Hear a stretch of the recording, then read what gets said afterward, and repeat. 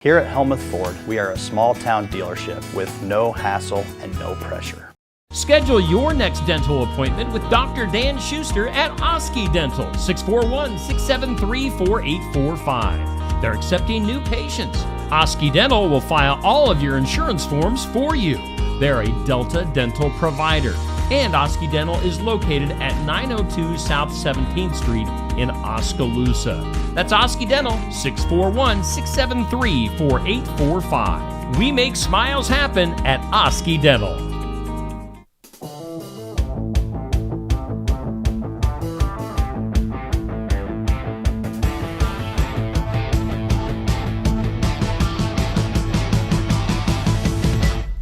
Bam! There we are. Hey, it is time for some real talk here on Steve Shetler Media. We have Pastor Aaron Fleming and myself. We thank New Life Community Church in Wellman for being our sponsor. Aaron, we are into the new year. Happy belated new year. Well, happy new year to you, Steve. How has it been so far? Fantastic. I'm going to adjust the key. Whoop. There we go. Whoop. There we go. There. Now we're a little bit more where we need to be. Yeah, so far so good in 2025. How's your new year? Well, it's off to a start, that's for sure. I have no complaints, and I have great expectations. Yes. New Year's are kind of funny things, aren't they? Like, there's nothing in nature or in the Bible that designates January 1st as the beginning of a new year. Okay. Is there? Not that I'm aware of. Like, I don't know. Like lots of ancient cultures would peg the beginning of their new year to like the spring solstice. Okay. Which makes sense at least when things renew. Yeah, there's come to life. Yeah. Which I think in the ancient Roman calendar, March, when the spring solstice was, March was the first month of the year, which is why December with that Deca thing at the beginning was the 10th month. So we know it's kind of arbitrary, but I still really like New Year. Yeah. I like new beginnings and yeah, we just turned a page on a calendar, but it's exciting and fresh, and our New Year's resolutions are still intact. Do you have any New Year's resolutions? You know, I don't generally do New Year's resolutions. My friend Neil and I were recently on the morning show talking about that. We both know that we need to lose some weight, so we may have declared our intentions to lose some weight in 2025. So if I have one, I mean, lots of people do lose weight. So, your phone is going off. The president is calling right now. So yeah, we kind of declared in a public forum that we're going to lose some weight this year. Okay. Just need to do it. Just so you know, I let the president know that I'll call him back. I'm busy right now. Okay, so important matters first. Yeah. So you and Neil have committed to losing some weight, and I have not, but I might as well. I am committing hereby forthwith today to lose 5 pounds. Ooh, okay. Because I think it was Jordan Peterson or some famous person suggested that when you commit to lose weight, don't commit to losing 20 pounds. Sure. Just say, I'm going to lose 5 pounds. Yeah. Because you can do that. We can all do that. And then if you do that, then you're encouraged and you're happy. And then maybe you can say, you get some momentum. I'm going to lose 5 pounds. Yeah. Yeah. So just a little trick. And I'm down. I mean, this doesn't sound quite so impressive. In the last 2.5 years, I've lost 20 pounds. Nice. But that's kind of like I lost it in maybe a year or a year and a half. And actually I was down 30 and then I gained a little bit. So now I'm kind of getting back into the groove. You know, those holidays kind of wallop you.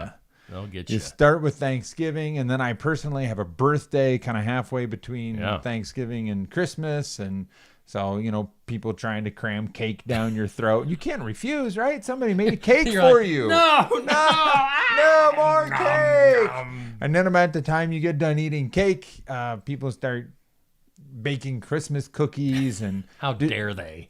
Does Stacy bake Christmas cookies? Is she a baker? We don't do a whole lot of cookies. I mean, it's more like peanut butter balls and yeah, I mean, it's all good stuff. Whatever your family tradition. Some people make those, they call them Buckeyes with it's like a chocolate covered peanut butter ball. Yeah. That's what, those. Oh, whew, those are deadly. So here we are adjusting. Well, this might be a great moment to bring up the topic. And we are sponsored by New Life Community Church. And this is going to be I'm not sure if it's going to be a preview or a recap, depending on when this airs. But I'm starting a new series with the new year on the book of Joshua, which I know, we launched New Life 17 plus years ago. And I know that I've preached through the book of Joshua twice. Okay. I'm pretty sure. But it seems like kind of a core message for me. And every time I preach through it, I get excited. I advance in my own faith. I grab a hold of some new things. And the book of Joshua starts off with this fascinating statement. Let's rewind a little bit. Back in Deuteronomy, we find out that Joshua is the servant of Moses. Okay. Moses, the big famous prophet who leads people out of Egypt. And if you've seen movies like The Ten Commandments, or there was an animated version. Oh, yeah. Prince of Egypt. Yeah. Yeah. So maybe you've seen some of those movies. And so Moses is this awesome dude who performs all kinds of miracles and gets the people out of Egypt. And then at the end of the book of Deuteronomy, he dies. And the people know that he died because they mourned and wept for 30 days. And Joshua had been his personal assistant for like 40 years. So even if Joshua didn't notice all of the other, even if he didn't see Moses' body, and if he didn't notice all of the other people weeping and mourning, he noticed that for 30 days he showed up at the office and Moses wasn't there. My point here is that Joshua knew that Moses was dead. Okay. They knew how to take a pulse back then. Josh was like, something's starting to stink in the big guy's office. So the book of Joshua starts off with this fascinating statement where, well, just hang on. Let me grab my leather-bound Bible. This was actually a gift to me from a guy in the church who's been visiting a guy who's in prison, and the friend who's in prison took up leather working as a hobby, and this guy who does not know me at all made me this Bible cover. So I'm not sure. I think there might. I hope I don't incriminate myself, but there might be like some rhino leather in here. Oh, okay. Let's say there's not rhino leather, but a couple of different kinds of animal skins here, and just this really beautiful Bible PETA cover. is going to come down on us hard. Whoo! I'm not sure if PETA gets much traction in the state of Iowa. No. Their stuff has started showing up in my Facebook feed right before Christmas, like with pictures of pigs, and they're like, "I'm a person, not your Christmas dinner." I'm like, nope, you are my Christmas dinner. So our insincere apologies to anyone from PETA listening today. But keeping it real. Yeah. Meat is delicious. All right, Joshua chapter 1, verse 1. After the death of Moses, the servant of the Lord said to Joshua, son of Nun, Moses' aide, "Moses, my servant, is dead." Point blank. Moses, my servant, is dead. And that kind of bemused me for many years. Like, I don't know. Do you ever say duh to God? Duh. But God makes a point of going to Joshua and saying, Moses is dead. And then the next line is going to be, now you lead all of these people into the promised land. So it's not just, God's not rubbing it in Joshua's face. Hey, your friend and your longtime boss and the prophet that you looked up to and the guy who led you out of slavery and did all these great things. He's dead. Ha ha ha ha. I think that God is getting at something here, that it's not just Moses the man that died. It is Moses the way of life. It's Moses, the system. Okay. It's Moses, the way of being in the world. Because with Moses, and going back to some of the previous books of Exodus and Numbers, or some in Deuteronomy, where we get the story of Moses, the people are out in the wilderness, and there's like this pillar of cloud that leads the people by day, and there's a pillar of cloud that protects them and warms them at night, and there's manna that shows up on the ground in the morning, and manna is not like a source of magical power.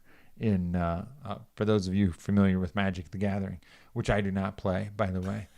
I have friends who've tried to. Have you ever gotten into? No. I mean, I'm a nerd, but I'm not that nerdy. See, I knew you were a nerd, but I didn't know if you were that nerdy. So I am a nerd, and I have many nerd friends who have tried to get me into Magic the Gathering, and I don't know, it just never caught my fancy. But manna was not the source of magical power. Manna was just like this bread-like substance that God provided supernaturally. So like that becomes a system in your society. If bread just shows up on the ground every morning for 40 years, that is gonna change the way everybody in your society thinks about where food comes from. Yeah. And that was good. That was great for those 40 years living out in the desert. But God is saying not just that Moses is dead, but the way that we lived under Moses is dead and not just coming to an end, but it is at an end. And so just practically speaking, as we think about systems or ways of life, for some, like that can be negative. If you've been caught in addictions, for example, and at New Life, we work with a lot of friends who are working through addictions, and that becomes a way of life where you're just fixated every day on how am I going to get my next hit or my next bottle or whatever. And all of life gets oriented around that thing. Maybe it's family systems. If you, dear listeners, are not struggling with drugs and alcohol, praise God. But maybe there is a family system. And I just think of kind of a simple little thing. When I was growing up, kind of our family pattern was when we got angry at each other, we would just yell at each other and be like, rah, rah, rah, rah, rah. And I didn't really like that, but that was kind of how it was. So I married someone who is super passive from a super passive family because I liked that better. And so for, I don't know, 10 or 15 years, we hardly ever talked about anything that we were upset with, which didn't mean that we weren't upset, but we didn't talk about it. And like you're if I know you, you're kind of more of the passive leaning guy. Is that right? Yeah. When it comes to dealing with stuff, I just bottle it up and maybe it will go away. Maybe not. So I kind of agreed with Melissa for a long time that, hey, your family's way is actually more pleasant. We talked about losing weight, eating patterns. Have you ever been called a good eater? A good eater? No, I don't think so. Okay. What's a good eater? A good eater. That might be kind of a Mennonite. I've got some Mennonite background in me. So a good eater is, someone who pigs out, basically. Like Melissa's grandma loved me, because I would come over and I about died the first time that I ate at Melissa's grandparents' house because she did not warn me and she did not intervene on my behalf. She just kind of sat back and laughed at me the whole time.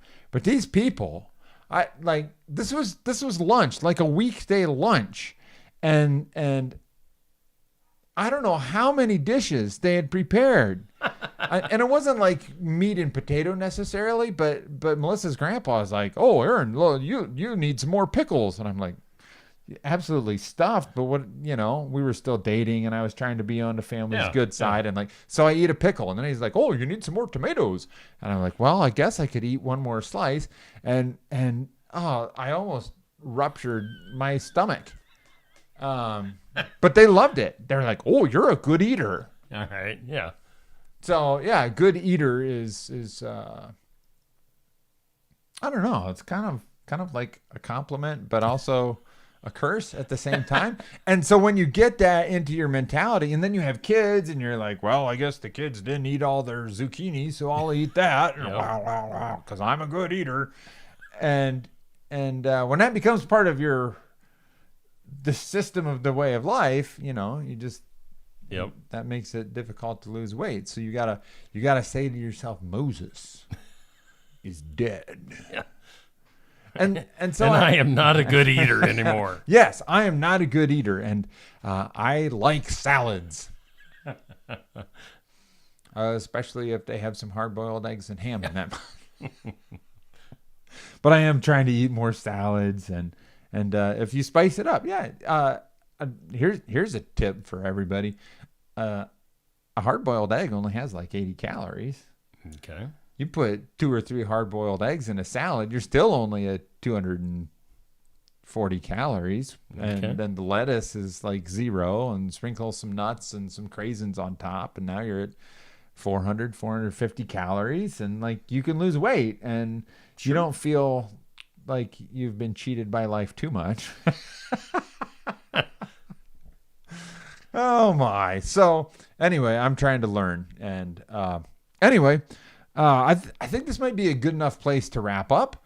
But as you go into your new year, maybe say to yourself, Moses is dead. The old way that I've been doing this or that is dead, and it's time for me to move on into the next thing that God has for me. So, hey, if you would give us a comment in the comment section, let us know. Do you have a New Year's resolution? Are you going to try to increase your exercise or lose a few pounds, or what else is there? People do all kinds of different stuff. I have one friend who commits to reading 1 book a week for a year. So maybe you've got reading goals, or scroll Facebook less. But don't Except scroll. for Steve Shetler Media. Exactly, because that's different. You can be. Maybe you want to commit to watching this video from beginning to end every week. That'd be a good thing. That'd be a good thing. Yes. Yeah, but there's a lot of stuff on Facebook that is not wholesome and unfollow all that other junk. So we thank Oski Dental for the use of the Oski Dental Studios, and thanks to New Life Community Church in Wellman. We meet at 10 o'clock at the Parkside Activity Center. We'd love to have you join us. We got some midweek activities as well, like we have an upcoming men's night at Pizza Ranch in Washington, Iowa. Oh. So if you're a man and you like pizza, or you're a good eater, and you're yes, we may be giving mixed messages here, but not everyone else is committed to eating salad. So, we got a variety of things like that for you to join us in. You can catch us streaming on live on Facebook at 10 o'clock as well. So, hey, have a great New Year, everyone. Join us in changing your life. Moses is dead, and Steve and I are over and out. All right. We'll see you next week.